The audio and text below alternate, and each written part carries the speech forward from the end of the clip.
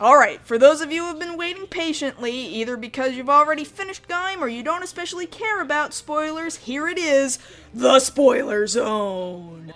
So the big threat plaguing the world are these Invest monsters who have been coming into our world through cracks, right? They come from the Helheim forest. Well, in Helheim, there was a completely different race of humanoids called the Overlords. Turns out, they aren't the ones sending out Inves, even though occasionally you'll see an Overlord, it'll speak some of its language, and then it just starts attacking a person for no real reason. The truth of the matter is, there's only these couple of Overlords left. The Inves already came along to their world in Helheim and wiped them all out. Very sad, very tragic. And now the same thing is about to happen to our world. So, different people start coming to different conclusions about how to save the world. That appears to be the reason why Yggdrasil is in place at all. They set up their base of operations inside Zawame City because that's where the most cracks were forming and where they could best study the forest. So they create Project Ark, much like the biblical Noah's Ark, a plan in which to save humans. But, much like Noah's Ark, the plan is only to save a select amount of people. The idea was to give out 1 billion Sengoku drivers to people on Earth, which should feasibly allow them to fight and survive. But considering the human population is 7 billion, approximately 6 billion people in this plan would die. Not a pretty picture, and not our hero's ideal image of saving humanity. But then comes the even bigger, more important picture. There is a way to save humanity, but it comes at a price. There's one special fruit, a golden, forbidden fruit. Again, very biblical in nature, like the fruit from the tree of knowledge of good and evil. Whoever possesses the fruit is given the power to make a choice in what will happen with their world, whether they allow their world to be overrun by Inves and to be consumed with greed and power, or to choose to save humanity despite all of its ever-growing flaws. Now, the guy who currently possesses the forbidden fruit is the king of the overlords, Roshuo. I guess he was once really power-hungry and regrets the decisions he's made with the fruit, which led to the death of almost all of his people, including his beloved wife. So, because of that, he doesn't believe that anybody deserves the fruit, especially not humans, who basically all suffer the same faults he saw in himself and his own people. But go figure, once word gets around that this amazingly powerful fruit exists, it's essentially a mad, violent dash to see who can get their hands on it first. And people die trying to obtain it. And some of it, even if you see it coming, is incredibly satisfying. You now start to learn everybody's motivations. Takatora wants to save humanity, that's for certain, but he doesn't necessarily think that he can save everybody, which is why he thinks that the Project Ark is for the best. Dr. Ryoma is power-hungry. Kaito is hungry not just for power, but in general just wants to fight and keep fighting. Michi originally wants everybody to keep smiling, especially Mai, but he's willing to lie, cheat, and steal to do it, to the point where it's almost as if he doesn't remember why he's doing it anymore, and he nearly becomes the full-fledged villain. And Kota, well, he kind of wants it and he kind of doesn't. Like I said, he's so confused about everything going on around him that for the majority of the series he seems as if he wouldn't know what to do with the fruit even if he got it. He doesn't even know whether or not he wants to be a writer, or if he wants all of his upgrades, or even what he's supposed to be doing with them half the time. He just does what's best in the moment. Which, to repeat myself, is absolutely realistic, but it doesn't make for a very convincing hero. So at the center of all of this is DJ Sagara, because, as it turns out, he's more than just a DJ. He's lending information and equipment to all sides in this confusing battle, and then suddenly he just starts blinking in and out of places. And everybody really only stops to question why he's doing what he's doing very infrequently, and they don't ever stop to say, I wonder if we're being played here. Why is he doing what he's doing? Maybe we should stop all activities until we've figured this guy out. But they play right into his hands the whole time, because the truth is, Sagara is the one orchestrating everything. He's the one who's planted the forbidden fruit into the universe in the first place, and he has one job that he's very proud of, which is to visit matured civilizations, offer them power through this fruit, and then see what they do with it, which is typically to destroy themselves over it.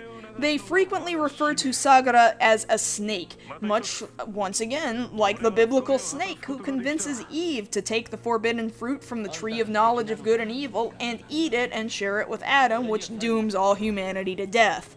So before I round out how this ending goes, let's get one thing straight. This series has its dark moments. It really does. For everything childish about it, for all of the dancing and the tension-breaking childish comedy and sound effects, this gets brutally dark. In its best episodes, it's basically the exact opposite of Kamen Rider Forze. Make no mistake, people die. Characters that you grow to really like will die. This sadly includes Yoko, Kamen Rider Marika, who manages to continue the tradition of being a female Kamen Rider in a TV series who dies before the series finishes, which is a shame because she was both a great character and she went out like a chump. And Roshuo even reflects American missiles back onto America. Even if you don't see America's destruction, I'm not kidding, most of America at a certain point is dead and destroyed. Even Michi loses his humanity enough to a point where he's willing to kill his own brother. At least you think his brother is dead until the second to last episode, but up until that point, you're pretty well convinced he's dead. And man, the way Michi handles what he's done is one of the best character arcs in the series. He's slowly driven mad by his own subconscious, creating a ghost of his brother in his head, berating him for all of the horrible, stupid choices he makes. And Michi flips out at his brother's ghost, even with other people around who can't see whatever it is Michi sees.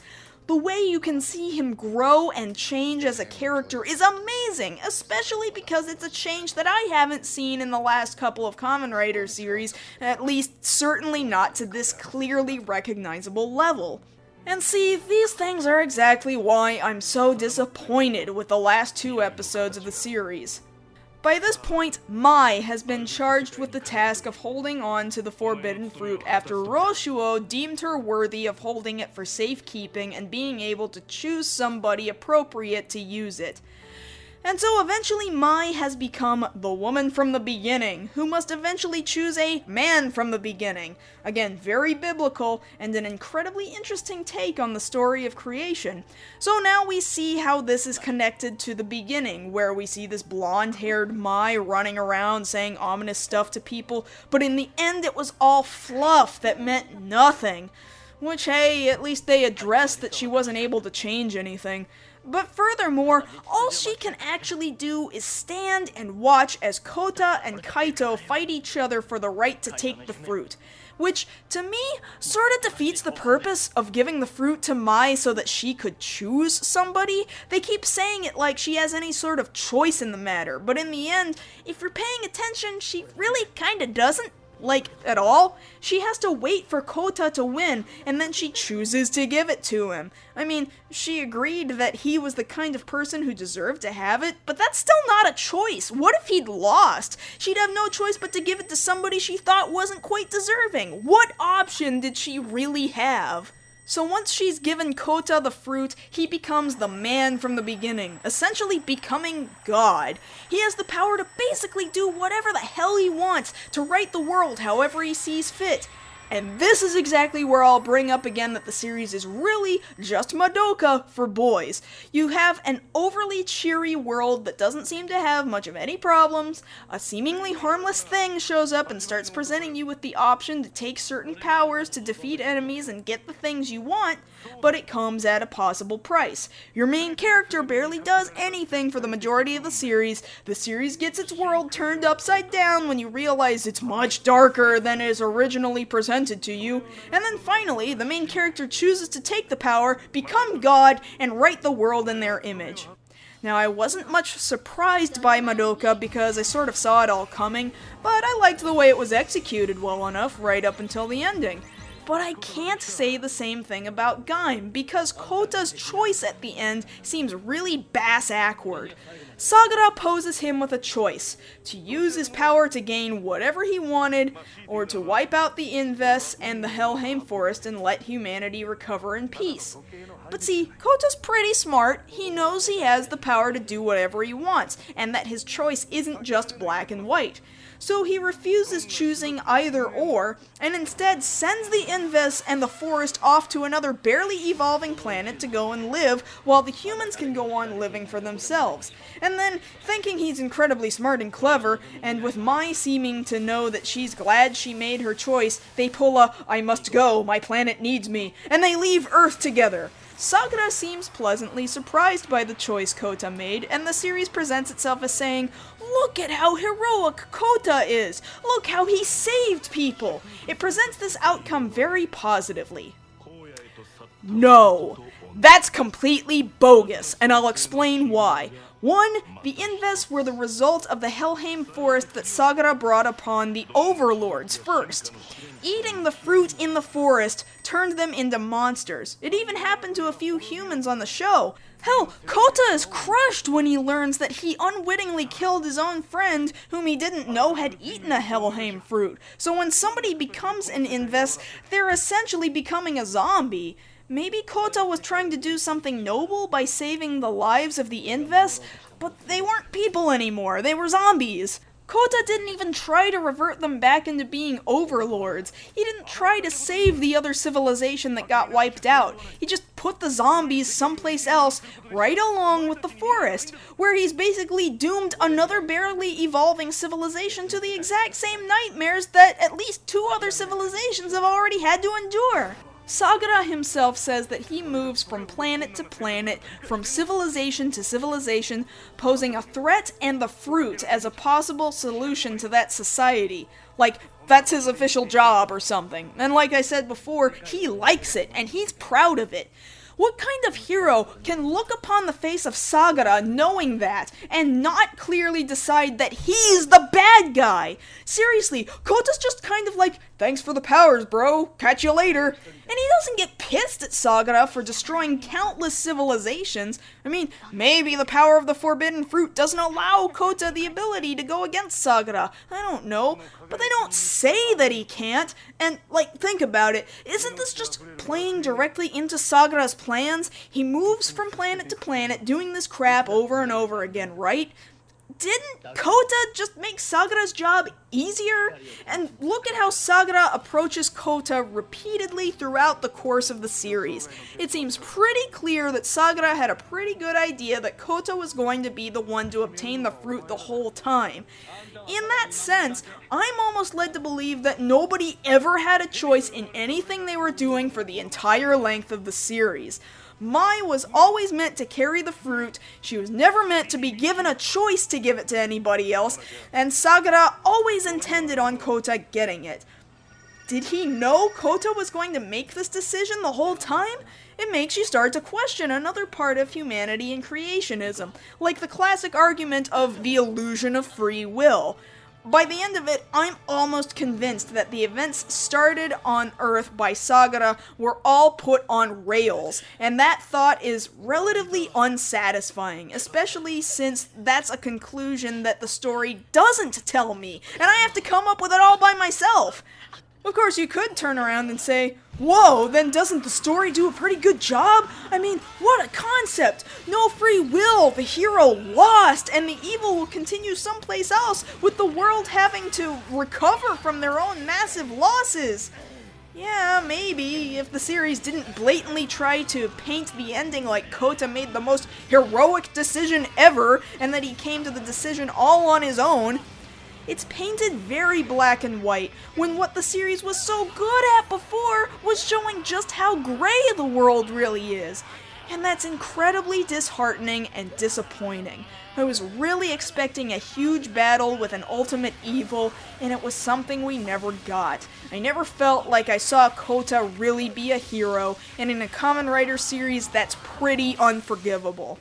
We've had series where the hero didn't necessarily have great end results for himself, or he had to go through great loss, and that would have been fine.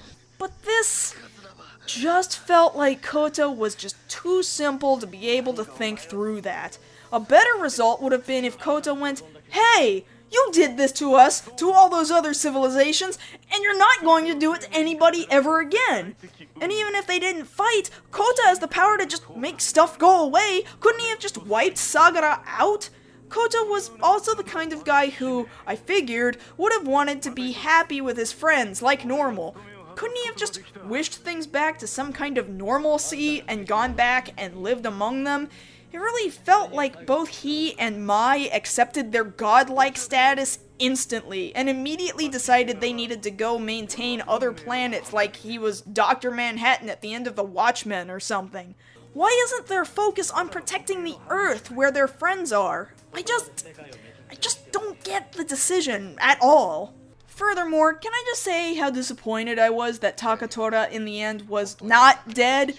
After it seemed like Michi was gonna have to deal with what he'd done to his brother, it suddenly turns out he's only in a coma, which immediately alerted me, oh, so he's gonna wake up. Great. Which he did, cause God Kota told him to wake up. And it's frustrating how everyone has forgiven Michi for all of his traitorous backstabbing and aiding in the destruction of humanity. And I get that Kota was able to forgive him because Kota and Michi were friends. But it really should be like real life. Even if there is a God who will forgive you for all you've done wrong, people aren't so easy on you. People still hurt and still hold grudges because people aren't perfect. And finally, the final episode does what a lot of series have done lately and gives us a final episode that just feels pretty tacked on, probably because Toei was like, well, we've told all the story we want to tell, but we were contractually obligated to finish one more episode. So they just throw in the villain from that awful Gaim soccer movie. It's very last minute, we literally have nothing else to give you, and if you haven't seen the movie yet, then you're just sort of standing there completely lost. It just gives the remaining characters a chance to fight for themselves, but in the end, they still need Kota to show up again for a minute, put his Gaim suit back on, and fight one more time. Never mind the fact that he's God now and could probably defeat him just by sneezing, but hey, we gotta make this showy for the kids, right?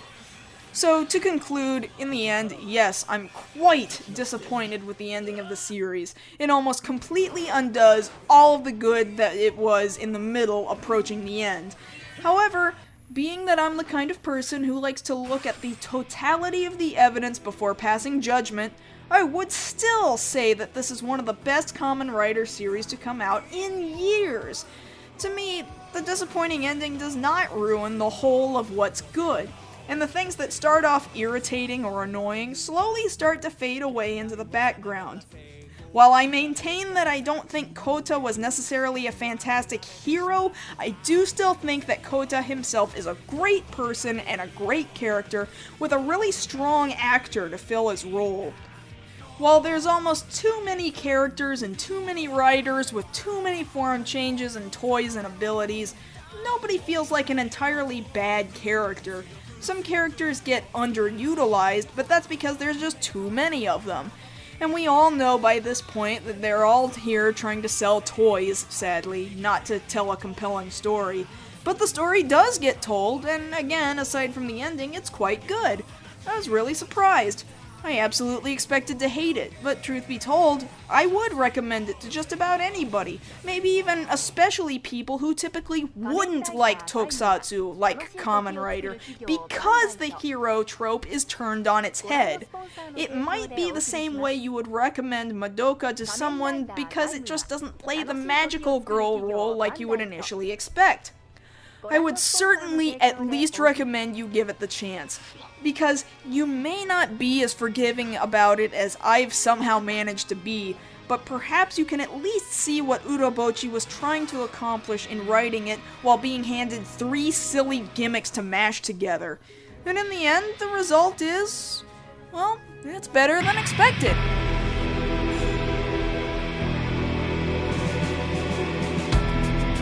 God.